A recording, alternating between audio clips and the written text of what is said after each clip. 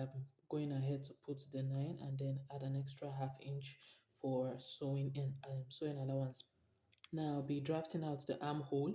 I'm using 7.5 right now. There will be an adjustment to the 7.5. I'm just doing that now because we've not gotten to the back portion of the draft. Now I'll be marking that out so that it becomes a visible line for me to be able to work with. And so there I am, just marking it out. When trying to make an armhole for a senator, we need to make sure that we get the half of that 7.5, which is 3.75. Now, from that half, we're going to also reduce the armhole by 5 inches. The reason why we're doing so is so that they can have comfort at that chest region. Now, we will now be drawing curving the armhole, joining the lines, the bottom line with the middle, and then the middle with the top.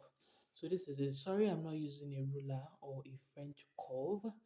Actually, I've gotten so used to freehand that sometimes I just find myself doing it without any ruler. Now, normally I like my chest measurements to be 2 inches below the armhole. The reason is because half inch goes into stitching the sleeve, while the other 1.5 gives a little space to wiggle around. So I'm just drafting out the chest line, which is 2 inches below the armhole, and that is what I'm marking out right now. After that, we'll be going ahead to put in the chest measurement. Now, his fitted chest measurement is 36, but however, we don't want the senator to be entirely fitted. So after dividing 36 by 4, which is equivalent to 9, I will now be adding 3 inches.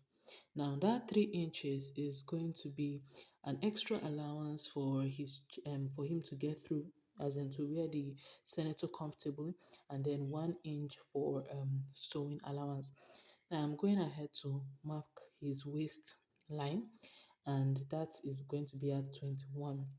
And after which I'll be putting his waist measurement onto that line. Then the final thing I'm going to go ahead to do is to okay, yeah, when putting the measurements for the waistline,